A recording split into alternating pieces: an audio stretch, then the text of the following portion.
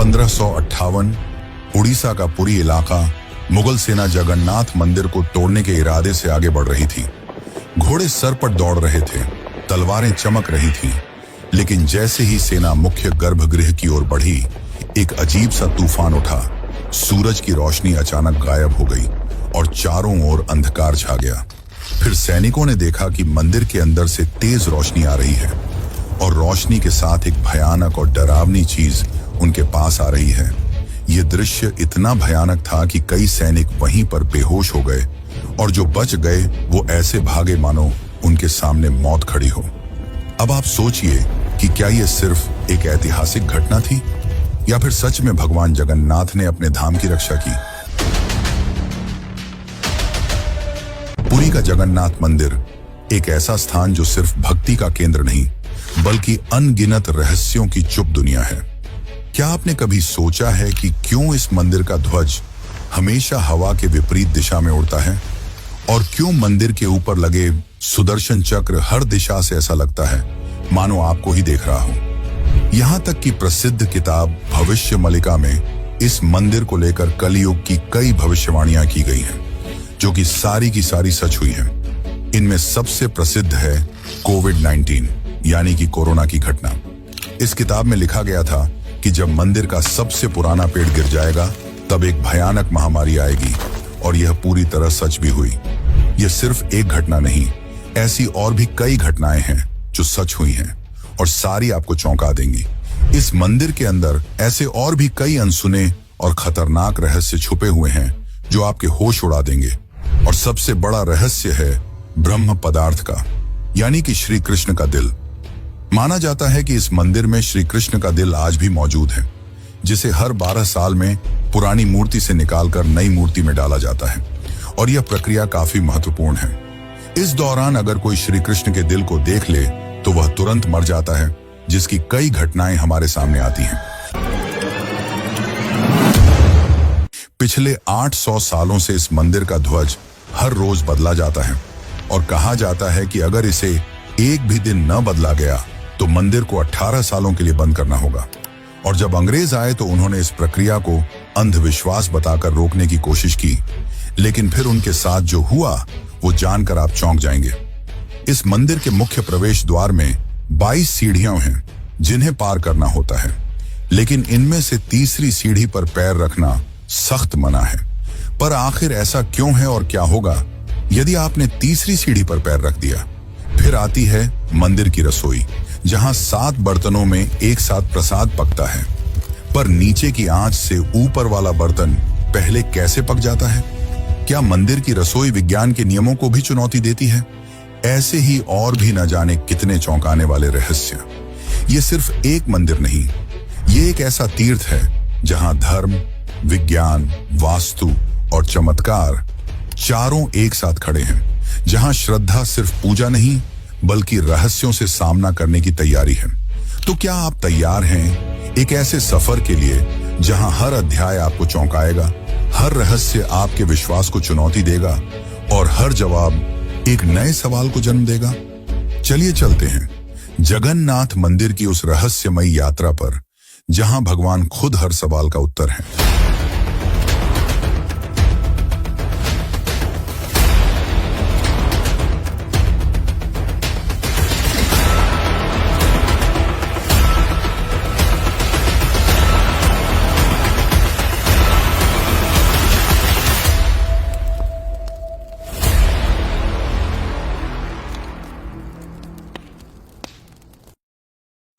जून 2015 रात को घड़ी में 12 बजते ही पूरी शहर की बिजली काट दी गई। ये कोई साधारण बिजली कटौती नहीं थी। इस बिजली कटौती का कारण था मंदिर के गर्भगृह में चल रही विचित्र घटना। मंदिर के मुख्य पुजारी इस अंधेरी रात में अपनी आंखों पर पट्टी बांधे और हाथ में एक मोटा दस्ताना पहने हुए अपने हाथों पर एक दिव्य पदार्थ लेकर भगवान की मूर्ति की ओर बढ़ रहे थे। यह कुछ और नहीं, श्री कृष्ण का दिल था, जिसे ब्रह्म पदार्थ भी कहा जाता है। ठीक 12 साल बाद यह प्रक्रिया आज मंदिर में फिर दोहराई जा रही थी, जहां भगवान जगन्नाथ की पुरानी मूर्ति से उनके दिल को निकालकर नई मूर्ति में लगाया जाता है। ये होता है भगवान के शरीर को बदलने का लेकिन आत्मा को यथावत रखने का अनुष्ठान। माना जाता है कि यह मंदिर दुनिया का एकमात्र मंदिर है जहां भगवान आज भी जीवित रूप में बसते हैं, और जब उनका शरीर पुराना हो जाता है तो ठीक उसी तरह नया शरीर दिया जाता है जैसे कोई आत्मा नया जन्म लेती है। कहते हैं इस ब्रह्म तत्व को आज तक किसी ने नहीं देखा, और जिसने भी देखने की कोशिश की वो जिंदा नहीं बचा। नवकलेवर की रात जब पुरानी मूर्तियों से ब्रह्म तत्व निकालकर नई मूर्तियों में डाला जाता है, पुरी में कर्फ्यू जैसा माहौल बना दिया जाता है। पूरे शहर की बिजली काट दी जाती है, मंदिर को घोर अंधेरे में बंद कर दिया जाता है। मंदिर के अंदर होते हैं सिर्फ विशुद्ध ब्राह्मण, जिनका खानदान सदियों से यही कार्य करता आया है। उनकी आंखों पर पट्टी बांधी जाती है और हाथों पर मोटे दस्ताने पहनाए जाते हैं ताकि वे ना देख सकें और ना ही महसूस कर सकें कि ब्रह्म पदार्थ है क्या। जब यह प्रक्रिया होती है तब मंदिर की सुरक्षा सीआरपीएफ के जवान करते हैं और किसी भी व्यक्ति का मंदिर के अंदर जाना सख्त मना होता है।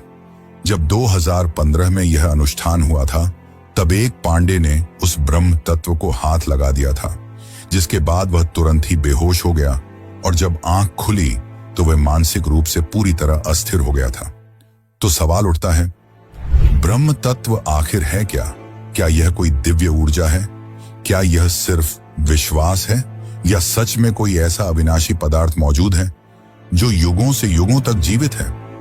माना जाता है कि यह ब्रह्म पदार्थ काफी ज्यादा शक्तिशाली है, जिससे लगातार दिव्य ऊर्जा निकलती रहती है और हमेशा हल्का सा कंपन महसूस होता रहता है। प्रसिद्ध इंडियन आर्कियोलॉजिस्ट प्रवीण मोहन के हिसाब से श्री कृष्ण सिर्फ एक इंसान नहीं बल्कि एक सुप्रीम बीइंग थे। उनके मुताबिक ब्रह्म पदार्थ, जिसे कृष्ण का दिल भी कहा जाता है, वह असल में एक आर्क रिएक्टर है, यानी कि एक ऐसा डिवाइस जो भयंकर स्तर की ऊर्जा उत्पन्न करता है। उन्होंने यह तक बताया कि क्यों जगन्नाथ की मूर्तियों को लकड़ी से बनाया जाता है। उनके अनुसार लकड़ी बिजली को कंडक्ट नहीं करती, जिस कारण वह ब्रह्म पदार्थ से निकलने वाली इलेक्ट्रोमैग्नेटिक एनर्जी को रोक लेती है। वैसे तो माना जाता है आज तक इसे किसी ने नहीं देखा है, पर आज से करीब 50 साल पहले एक व्यक्ति ने दावा किया था कि उसने इस हृदय को देखा है। उसने कहा कि हृदय चांदी की तरह तरल बह रहा था और यही तरल लकड़ी को कमजोर कर देता है, जिस कारण हर 12 साल में मूर्तियों को बदलना पड़ता है। उस व्यक्ति ने यह तक कहा कि जब उस हृदय को प्रकाश में लाया गया तो वह चक्र की तरह घूमने लगा और जोर से कंपन करने लगा, यानी कि जब इस ब्रह्म पदार्थ को रोशनी मिलती है तो यह और भी ज्यादा सक्रिय हो जाता है, जो कि खतरनाक साबित हो सकता है, जिस कारण हर बार जब इसे पुरानी मूर्ति से नई मूर्ति में बदला जाता है तब पूरी शहर की बिजली काट दी जाती है।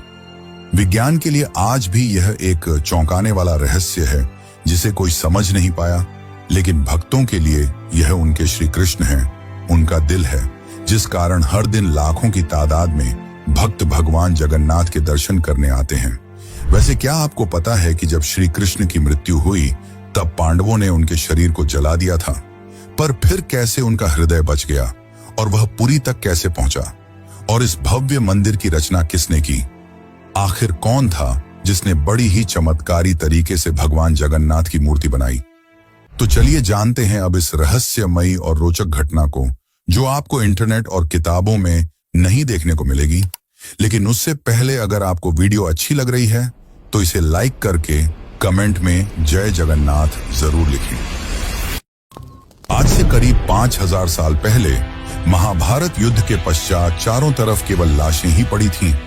लाखों पड़े शव और कौरवों के विनाश ने सबको झकझोर दिया। कौरवों की माता गांधारी ने इस विनाश का कारण श्री कृष्ण को बताया।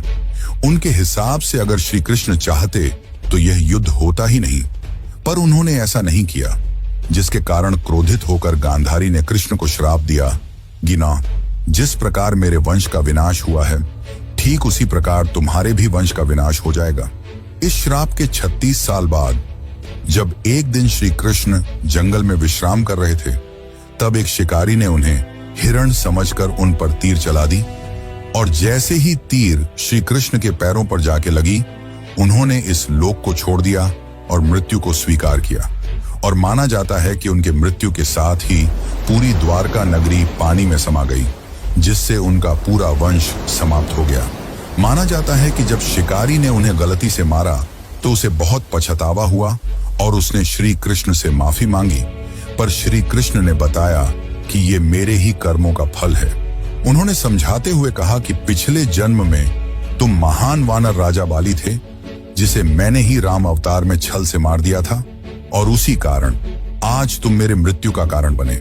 माना जाता है कि जब श्री कृष्ण की मृत्यु की खबर पांडवों को मिली तो उन्होंने पूरे रीति रिवाज से श्री कृष्ण का अंतिम संस्कार किया, और जब उनके शरीर को जलाया गया तो उनका पूरा शरीर पंचतत्वों में विलीन हो गया, परंतु उनका हृदय बच गया और जलने की बजाय और भी अधिक ऊर्जा से धड़कने लगा। इसी हृदय को बाद में ब्रह्म पदार्थ कहा गया। अर्जुन ने इस हृदय को लकड़ी के मंच पर रखकर नदी में बहा दिया। काफी लंबे समय तक बहने के बाद यह ब्रह्म पदार्थ उड़ीसा के समुद्र तट पर पहुंचा। उस समय उस तट पर सबरा जनजाति समुदाय के लोग रहा करते थे। उस जनजाति के मुखिया विश्ववसु ने जब इस ब्रह्म पदार्थ को देखा तो वे इसकी ऊर्जा और दिव्य प्रकाश से प्रभावित हो गए। उन्होंने तुरंत ही पहचान लिया कि यह भगवान के ही रूप हैं, और उन्होंने इसे नील माधव के रूप में पूजना शुरू कर दिया। उसी समय मालवा के राज्य में राजा इंद्रद्युम्न राज्य किया करते थे। वे भगवान विष्णु के काफी बड़े भक्त थे। एक दिन उन्होंने नील माधव के दर्शन करने की इच्छा व्यक्त की और उन्हें ढूंढने लगे, और यही आगे चलकर जगन्नाथ के निर्माण की आधारशिला बनी। जैसा कि मैंने बताया, राजा इंद्रद्युम्न विष्णु के परम भक्त थे, और एक रात स्वयं भगवान विष्णु उनके सपने में आए और उन्हें कहा कि वे उनकी दिव्य मूर्ति नील माधव को ढूंढें और उनके लिए एक भव्य मंदिर का निर्माण करें। श्री हरि विष्णु ने उन्हें यह भी बताया कि यह ब्रह्म पदार्थ उन्हें नीलांचल पर्वत में मिलेगा, जिसके पश्चात राजा ने अपने ब्राह्मण पुजारी विद्यापति को आदेश दिया कि वह इस मूर्ति को ढूंढ निकाले। विद्यापति कई दिनों तक नीलांचल पर्वत के अलग हिस्सों में इसकी तलाश करते रहे, और तब जाकर अंत में उन्हें पता चला कि इस मूर्ति को आदिवासी मुखिया विश्ववसु ने एक गुफा में छुपा कर रखा है, और वे दिव्य रूप से उसकी पूजा करते हैं। जब विद्यापति ने इसके दर्शन करने की अनुमति मांगी, तब विश्ववसु ने यह कहकर मना कर दिया कि यह उनके जाति का निजी मामला है, जिसके बाद विद्यापति ने चालाकी दिखाई और विश्ववसु की पुत्री ललिता से विवाह कर लिया। अब विद्यापति ने ललिता की मदद से विश्ववसु को मनाया और वे उस गुफा की ओर चल पड़े। जैसे ही विद्यापति ने उस नील माधव की मूर्ति को देखा, वे उसकी ऊर्जा से काफी ज्यादा प्रभावित हुए और उन्होंने तुरंत ही यह बात राजा इंद्रद्युम्न को बताई। लेकिन जब राजा इंद्रद्युम्न वहां पहुंचे, तब तक विश्ववसु ने वह मूर्ति वहां से हटा दी थी, जिससे राजा काफी उदास हो गए और अपने महल लौट आए। इसके बाद फिर से रात में भगवान विष्णु उनके सपने में आए और कहा कि पुरी के तट पर एक बड़ा नीम का पेड़ बहकर आएगा, तुम उस पेड़ से मेरी नई मूर्ति बनाना। वह पेड़ काफी बड़ा था, जिसे उठाना आसान नहीं था। आखिर में जैसे तैसे वे पेड़ को महल तक ला पाए, लेकिन अब सवाल यह था कि इनसे भगवान की मूर्ति कौन बनाएगा। बहुत से कारीगरों ने इस पेड़ से मूर्ति बनाने की कोशिश की, लेकिन सब असफल रहे। उन्होंने कहा कि पेड़ इतना ज्यादा मजबूत है कि हमारे छेनी हथौड़ी का उस पर कोई असर नहीं हो रहा। यह सुनकर राजा काफी परेशान हो गए। तभी एक दिन भगवान विश्वकर्मा एक बूढ़े साधु के रूप में वहां पधारे और उन्होंने कहा कि वे ये मूर्ति 21 दिनों में बनाकर देंगे। राजा काफी प्रसन्न हुए, पर उस बूढ़े आदमी ने एक शर्त रखी। उसने कहा कि मैं एक कमरे में बंद रहकर 21 दिनों में यह मूर्ति बनाऊंगा, और तब तक कोई भी इस कमरे का न तो दरवाजा खोलेगा और न ही कोई अंदर आएगा। राजा ने उसकी यह शर्त स्वीकार की और फिर मूर्ति बनाने का कार्य शुरू हुआ। दरवाजा बंद किया गया और कक्ष से छेनी हथौड़ी की आवाजें आने लगी, लेकिन 15 दिनों बाद अचानक से छेनी हथौड़ी की आवाज आना बंद हो गई। महाराज की रानी गुंडीचा काफी चिंतित हो गई और महाराज को कहा कि हमें दरवाजा खोलकर देखना चाहिए। शायद वह वृद्ध व्यक्ति भूख और प्यास की वजह से मर तो नहीं गया होगा। राजा ने शुरुआत में तो मना किया, पर बाद में वे इसके लिए मान गए और दरवाजा खोल दिया। लेकिन जब दरवाजा खुला तो सभी हैरान रह गए। वह वृद्ध व्यक्ति गायब हो चुका था और पीछे केवल 3 अधूरी मूर्तियां थीं। राजा को यह देखकर काफी दुख हुआ, क्योंकि उनकी शर्त तोड़ने की वजह से भगवान की मूर्तियां आधी रह गईं। जगन्नाथ भगवान के हाथ और पैर अधूरे थे। बलराम और देवी सुभद्रा की मूर्तियां भी अधूरी थीं। जब राजा मूर्ति के पास गए तब उन्हें दिल की धड़कन महसूस हुई और मूर्ति के अंदर से एक दिव्य आवाज आई, जिसने राजा को बताया कि श्री कृष्ण का हृदय इस मूर्ति के अंदर है। राजा ने इन मूर्तियों को स्थापित किया और आज यही अधूरी मूर्तियां भगवान जगन्नाथ के रूप में पुरी में पूजी जाती हैं। वैसे दोस्तों, आपको एक बात बता दूं, जो हो रहा है वह पहले ही लिखा जा चुका है और जो लिखा गया है वही होकर रहेगा। ये कोई फिल्मी डायलॉग नहीं, बल्कि पुरी के भक्तों की आस्था और सच्चाई है भविष्य मालिका की। तो चलिए जानते हैं उन भविष्य मालिका की घटनाओं को जो आज सच साबित हो रही हैं। मित्रों, इस मंदिर का इतिहास और वर्तमान एक भविष्यवाणी से जुड़ा हुआ है। भविष्य मालिका एक दिव्य ग्रंथ है जिसे लगभग 500 साल पहले ओडिशा के महान संत आचार्य महाप्रभु अच्युतानंद ने लिखा था। कहा जाता है कि वे पंचसखा यानी भगवान जगन्नाथ के 5 दिव्य सेवकों में से एक थे, जिन्होंने भगवान के आदेश पर कलयुग की कई घटनाओं को पहले ही देख लिया था। यह ग्रंथ ओडिया भाषा में लिखा गया है और इसकी पंक्तियां कविता के रूप में हैं, जैसे किसी गूढ़ रहस्य का संकेत दे रही हूं।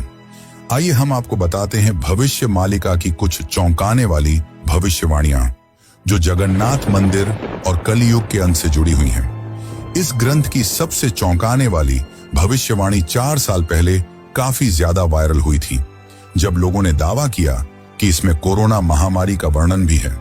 नाना रोग आसीबा, गोटे बड़ा व्याधि, लोका घरे रहीबे, बाहर कुना जीबा, अर्थात अनेकों रोग आएंगे, एक बड़ा रोग फैलेगा, लोग घरों में बंद रहेंगे, बाहर नहीं निकल पाएंगे। अब ये पंक्तियां किसी भी सामान्य रीडर को 2020 की कोविड-19 महामारी की याद दिला देती हैं। पुरी और ओडिशा में कई संतों और विद्वानों ने इसे भविष्य मालिका की सटीक भविष्यवाणी माना। इस किताब की एक और बात, इसमें जिक्र किया गया है कि मंदिर परिसर के ऊपर जो कपड़ा है उसमें आग लगने की घटना का उल्लेख मिलता है। कुछ साल पहले पहली बार त्रिदेव के वस्त्र में आग लगी थी। इस घटना के बाद कलयुग के अंत के बारे में एक बार फिर से बातें होने लगी। कहते हैं कि पापनाश एकादशी के दिन जगन्नाथपुरी मंदिर में एक अखंड महादीप जलाया गया था, लेकिन अचानक तेज हवा चली और झंडा उड़कर दीपक के ऊपर चला गया, जिससे मंदिर के झंडे में आग लग गई। यह घटना 19 मार्च 2020 को हुई थी।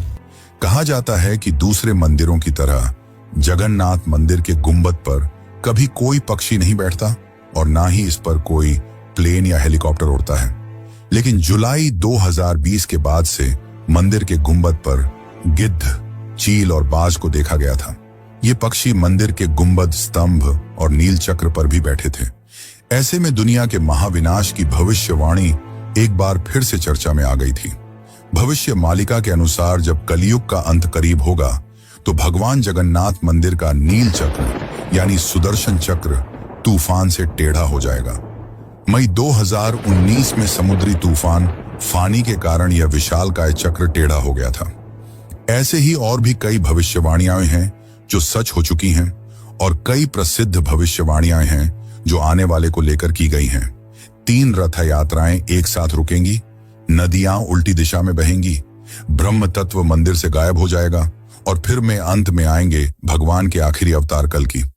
अब दोस्तों, आप ही सोचिए कि क्या यह महज संयोग है या सच में आचार्य अच्युतानंद को भविष्यदर्शी शक्तियां प्राप्त थीं। अगर उन्होंने आज से सैकड़ों साल पहले ऐसी बातें लिख दी जो अब सच हो रही हैं, तो क्या हमें उनकी बाकी भविष्यवाणियों को भी गंभीरता से लेना चाहिए? भविष्य मालिका कोई साधारण ग्रंथ नहीं, बल्कि वो कायनात का रोड मैप है जिसे बस समझने की जरूरत है। वैसे आपकी जानकारी के लिए बता दूं कि सन 1558 में मुगल सेना ने मंदिर को तोड़ने की कोशिश की।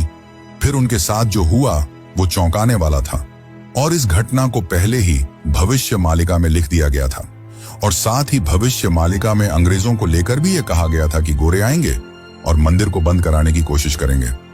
तो चलिए अब जानते हैं कि जब मुगल सेना ने मंदिर पर आक्रमण किया तो क्या हुआ और कैसे ब्रिटिशर्स ने भक्तों की श्रद्धा को अंधविश्वास बताकर मंदिर को बंद करने की कोशिश की। सन 1558 उड़ीसा के पुरी इलाके में घना अंधकार छाया हुआ था, पर वो अंधकार आसमान में नहीं, लोगों के मन में था। क्योंकि इस बार कोई साधारण लुटेरा नहीं, मुगल सेना खुद मंदिर को गिराने के इरादे से आ रही थी।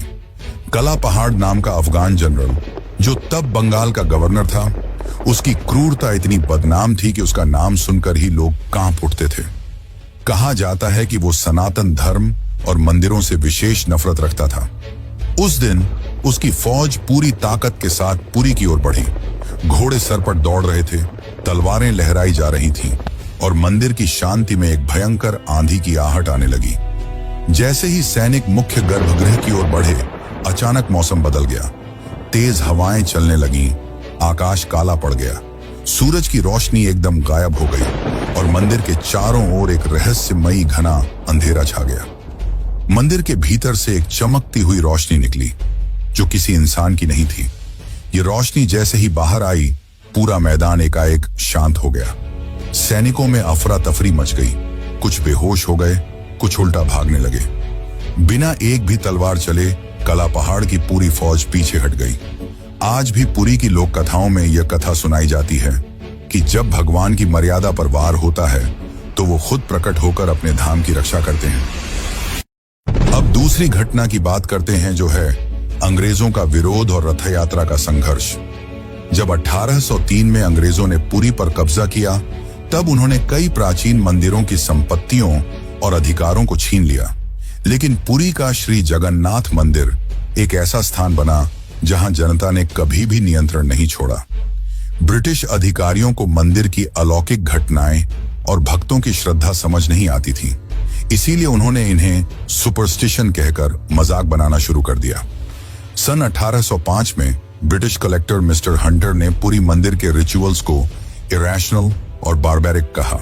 बात तब और बिगड़ी जब सन 166 में ब्रिटिश प्रशासन ने पुरी की रथ यात्रा को बंद करवाने की साजिश रची।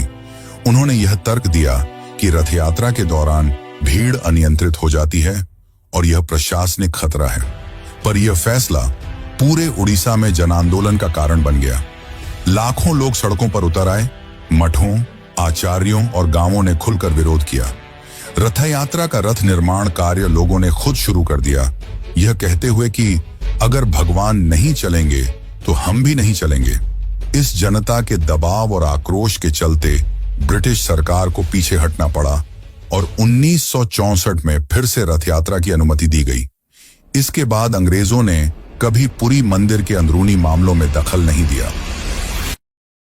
अब चलिए आपको बताते हैं जगन्नाथ की तीसरी सीढ़ी का रहस्य, जिसे यमलोक का द्वार भी कहा जाता है।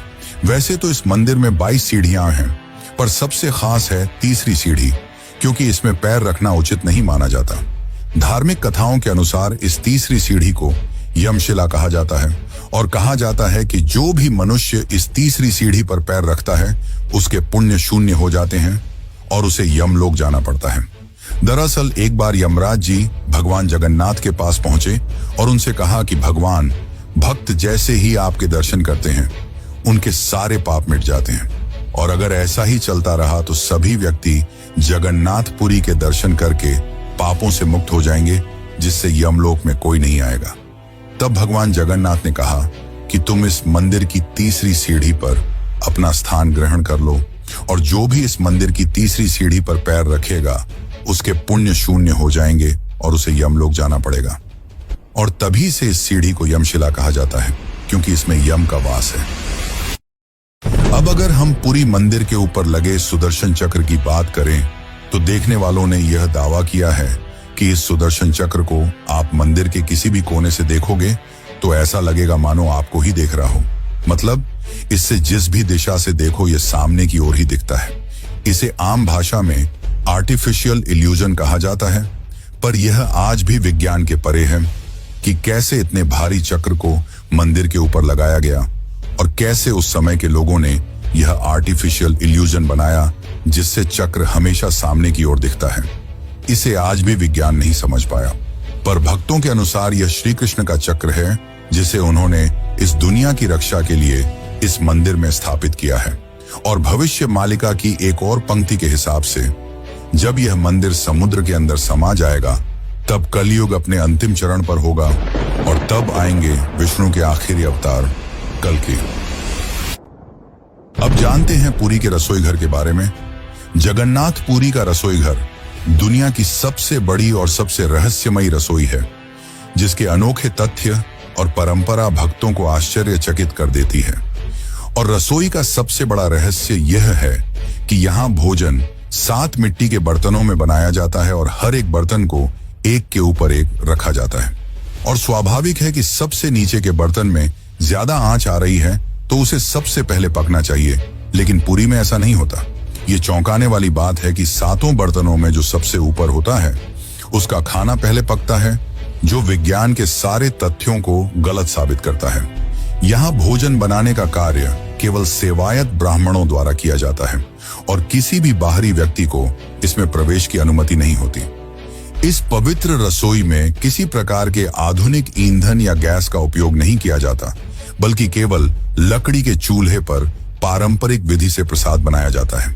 पूरी मंदिर में रोजाना लगभग 50,000 से 2 लाख लोगों तक को महाप्रसाद बांटा जाता है। लेकिन चमत्कार देखो, कभी भी खाना बर्बाद नहीं होता और कभी भी कम नहीं पड़ता। मान्यता है कि मां लक्ष्मी स्वयं प्रतिदिन रसोई में आती हैं और रसोई के सेवकों को अंतः प्रेरणा देती हैं कि आज कितनों के लिए प्रसाद तैयार करना है। ये सिर्फ परंपरा नहीं, सदियों से चलती लीला है, जिसे आज तक कोई इंसानी गणित नहीं समझ पाया। एक और चौंकाने वाली बात तो यह है कि इतने बड़े किचन में, जहां 500 से ज्यादा रसोइये और सेवक काम करते हैं, जहां हर दिन सैकड़ों क्विंटल अनाज, सब्जियां और मसाले इस्तेमाल होते हैं, वहां न कोई बदबू होती है, न ही कोई मक्खी।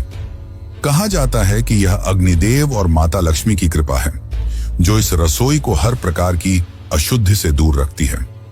18वीं सदी में मराठा शासनकाल के दौरान एक बार एक अधिकारी ने रसोई के चमत्कार को अंधविश्वास बताते हुए जानबूझकर बर्तनों की संख्या बदलने का आदेश दिया। लेकिन इसके बावजूद उस दिन भी पुरी में महाप्रसाद एकदम सटीक बना, न एक दाना कम, न एक दाना ज्यादा।